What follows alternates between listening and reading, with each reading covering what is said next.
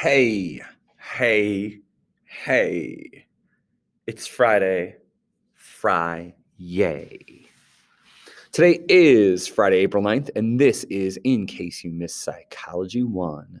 If you're watching this, that means you couldn't make it to class today, and that is okay. I hope you're doing well. Hope those around you are doing well. I hope you're not trapped under like a soda machine or a refrigerator or anything. Because if you are, and you used your phone to watch this video, we need to really try to figure out your priorities in life. Stop. Call 911. Get out from under the refrigerator. I'm just saying. Anyway, if you're watching this, I need to run you guys through everything that we did today. I'm going to do so in kind of a little bit of an abbreviated fashion because I'm not going to show you a couple of little video clips we did in class because, well, I don't know if you really need them. Okay. I'm using them to make points. So, like I said, today's Friday. Enjoy your weekend, even though it's supposed to be rainy. I'm sure you can find a little bit of joy and something to do inside. And if not, hey, how's it been any different than the last year of our lives? So anyway, quick reminders. You guys have that What is Psychology assignment that's due Monday at midnight. Please make sure you get that work in and you do a great job on it. Remember, full sentences, good descriptions, examples, really show me your thought on things when it's appropriate. Try to avoid the pronoun starts unless I ask you an opinion-based question. Try to restate the question. Make sure you have proper capitalization, punctuation, and that your grammar is rock solid. Okay. Really working hard on communication with you guys this quarter, written communication, obviously. Okay. And if you need to, use Monday well too. Now, here's the plan for Monday. I'll tell you right now in this video so that you're a little bit more well educated. So Monday is an asynchronous learning day, which means you do not have to log into the Meet at 9:21. If you do, it won't be open.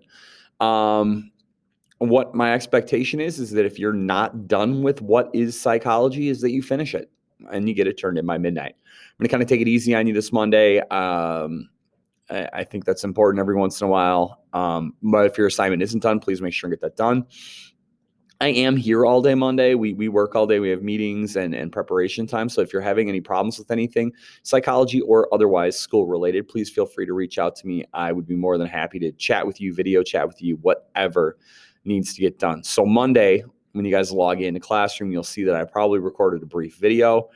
I'll call Monday probably Asynchronous Learning Day 2, and there'll be a video and a short description of what you need to do. Okay. If your assignment's done, you probably don't have to worry about things much. Okay, so goals for today. By the end of class today, we want to be able to explain at least a little bit why psychology is a science.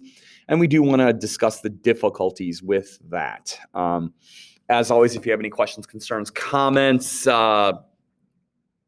compliments. I mean, hi. Hi there. Please feel free to email me, chat me, whatever. Like and subscribe, all that kind of stuff. I'm joking. Don't like and subscribe. I'm fine. This is actually my 200th YouTube video. Anyway, let's get going. All right. So maybe I'll show you this first video because it's a classic. Science can be really hard sometimes. Okay. We talked about how psychology is a scientific study of cognition and behavior. I'm going to say that one more time. Psychology is a scientific study of cognition and behavior. Cognition means thinking, and behavior can literally be anything an organism does. So if we translate that, psychology is a scientific study of thinking and anything an organism does. So we can literally study anything. Science tends to be a little bit more specialized. Biology is the study of life. Chemistry is the study of what happens when they mix two things together and they go boom, boom. Physics is the study of how forces act on nature. Botany is the study of plants. Forestry is the study of forests. I can't think of any more. Right? Math is the study of math. Not really a science. In psychology, we can literally study anything, and that makes it hard. But just so you guys know, science is really hard. Okay, the smartest people I know are scientists. Okay, Mr. Wells, Mrs. Bent, Mrs. Kiesler, Mrs. Bounty, if you remember old T-Bounds. Okay. And so I want to show you guys this video to emphasize that point. And this is from The Muppets and my favorite segments on The Muppets, Muppet Labs. I think I've got to go to full screen presentation mode to show you the video. Fractured flipper. Tinker, tinker, fiddle. Oh. Dr. Bunsen Honeydew here at Muppet Labs, where the future is being made today. Well, I've got some news here to tickle your fancy, because here they are, friends. The answer to your prayers, Muppet's all-new edible paper clips. Now, the honor of tasting this first batch of delicious paper clips goes, of course, to my helpful and eager assistant, Beaker. Oh, Beaker, what is the matter? Oh, that's very naughty, Beaker. Now, you eat these clips this minute. Go on, eat. You're not so bad. Go ahead. Mm-hmm. Yes. Good. Yes, friends, Muppet's edible paper clips are delicious, nutritious, and nickel-plated. They're handy around the office, and they're wonderful as a TV snack. Furthermore, they are absolutely harmless. Or nearly so. Poor fellow lost his nose. How will he smell without it? Same as always. Terrible. Those two old dudes are the best part of the show. The best part of the show, I tell you. I'm going to drag that back to the start there. All right, so the one I actually show it in class is in the right spot. Now, I show that partially joking and partially because you understand that science is difficult. It's a lot of smart kid stuff. There's a lot of words. There's a lot to learn. There's a lot that we don't know. But we also have to prepare for the unexpected, side effects, results that we don't expect to happen, outliers, things that we didn't know moving into an experiment, like our subject has a health problem that even they didn't know about.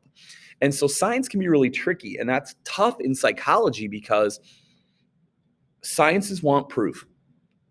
And in psychology, sometimes things aren't as black and white as they might be in other sciences, and we're going to go into how in a moment, okay? So the science part is tricky, okay?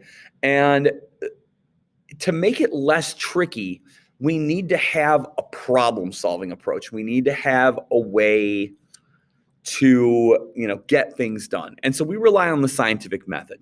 Now, I'm not going to bore you by going through the scientific method step by step by step, because I'm going to guess that somewhere along the lines, a third grade teacher or a fifth grade teacher or someone taught you the different steps in the scientific method. So what I am going to do, though, is I do want to hit on some major highlights of the method and at least run you back through these ideas, because these are going to be things that we're going to talk about in Psych 1. And so, first of all, the scientific method is regimented. That means it has this process that it follows. You can't go from step 1 to step 4. You can't go from step 3 to step 1 to step 4 to step 2. It's boom, boom, boom, boom, boom. And if it boom, boom, things fall apart, you rethink and you go back up to boom. Okay? Boom-ba-da, boom-ba-da, boom-ba-da, boom-ba-da, boom. And maybe it works the way it's supposed to. All right, so it's a problem-solving process. We've got to have a way. Now, the way that you go about things can be a little bit unique, but you're going to follow these steps. The first thing that you're going to do is you're going to observe. You're going to find out that there's an issue, or there's something that needs to be solved, or there's a disease with no cure, or there is a behavior that we want to be able to explain, or what happens when we put these two things together. Are there any side effects for this new thing? And so we observe that there's an issue that needs solving. Okay, first and foremost, we've got to have a problem. If we don't have a problem, we can't solve it. Check out the hook. Anyway, if you don't understand that reference, we can't talk. Anyway, so when you observe the problem, you're going to come up with it. Here's what I think is going to happen. That's your hypothesis. Now, I'm going to do something that's going to make science teachers all across the country angry. A hypothesis is an educated guess. Now, I know they're like, it's not a guess. You have data. You have blah, blah, blah, blah. It's an educated guess. This is easy to remember. I'm not teaching chemistry, so, okay, or biology or physics. I'm not smart enough to teach physics, okay? And so a hypothesis is an educated guess, or it's an expectation of what the experimenter expects based on the data that they have there, okay? Then they're going to collect data. Now, how are they going to do that? In psychology, we can do surveys, we can do interviews, we can do psychological tests, we can do a longitudinal study, we can do a cross-sectional study, we could do a good old-fashioned experiment. Heck, we could do research if we wanted to, but they're going to collect data that gets at their problem. Now, maybe their idea is disproven. I thought this was going to happen, and it didn't. I thought X and Y and Z happened, okay? But if their data backs up their hypothesis, we have what is called a theory. A theory is something that in the scientific world we believe is true. Now, theories are not forever. Theories are not always 100%. Pluto was a planet. Brontosauruses were dinosaurs. There's been tons of things over the years. Red dye number 5 caused cancer. It doesn't anymore. Okay. And so theories can be really tricky because there are things that we can prove at a time that maybe later on someone else finds another solution to. The other thing that's tricky about theories is theories have to stand the test of time. They have to be proven over and over again. And so if I do a study in Marshall, Wisconsin, and I go, yep, there we go, drinking alcohol affects your ability to drive in a negative way, somebody in Sweden should be able to do the same study and get similar statistics. Someone in Iceland should be able to do the same study. Why am I focusing on cold Nordic places? China, Australia, South Africa, Antarctica, okay? They should be able to do a similar type of test and come up with the same statistics. If they don't, I don't have a theory. I have a scientific anomaly that worked for me but didn't work for anybody else. And so there's the first tricky part is science isn't always forever, okay? There are things that have been proven that we're like, that's in concrete, baby. That's the way that's always going to be. But then there are things that we thought we knew that we don't agree with anymore. Psychology is the same way. Now, the issue with the psychology of science is based on theories, okay? And in most sciences, there's one right answer. We know what happens when we put hydrochloric acid in with a fern, okay? We know what happens when an object in motion stays in motion. It's one of the laws of something. I don't know. All right. We know what happens when we mix chemical A with chemical B. There's one right answer. One. That's it. Uno. That's it. Okay. But in the world of psychology, there isn't always one answer. The reason that someone might start crying and run out of my room could be totally different from person to person. Could be different from day to day. Could be different from minute to minute. Okay. And so in psychology, there isn't always one clear-cut answer. There's more than one way to get things done. All right. So if you look in psychology and we take a behavior, remember, it's scientific study of cognition and behavior, and we look at blinking. Think of all the different reasons why someone might blink.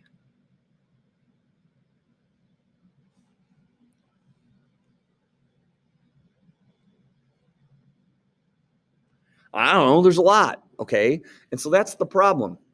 In science, if we take chemical A and chemical B and I mix them together, it turns blue and it becomes explosive. Ding! But if you blink and I go, huh, dry eyes, huh? No, that's not why I blinked. All right. I felt something come towards my face and I was going to protect my eye. Oh, okay. Well, then the next time you blink, go, oh, protecting your face. And you're like, no, dry eyes. Damn it.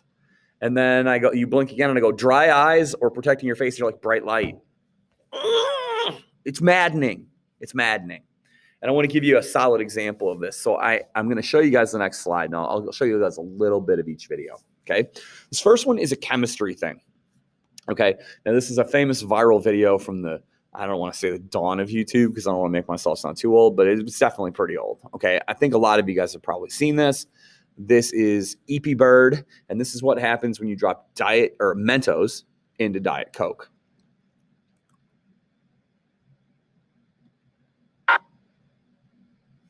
Hit play, genius. Tap,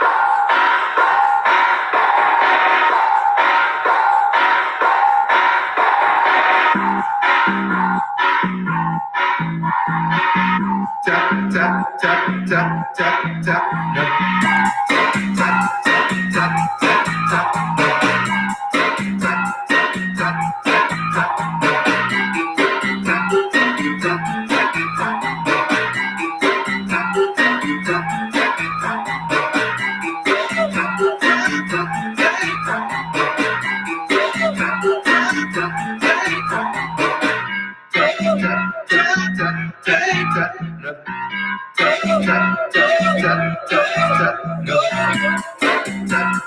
Imagine how sticky you would be when that was done. Oh my God. It would that would dry and you wouldn't be able to get in a car for a year.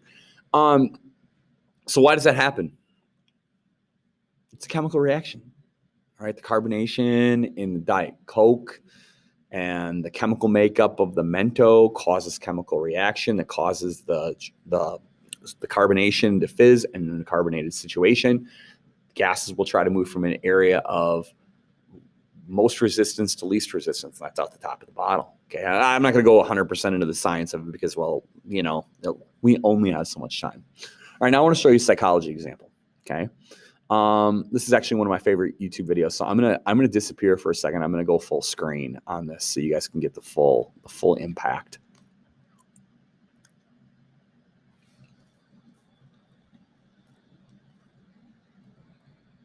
Oh, let down. Here we go.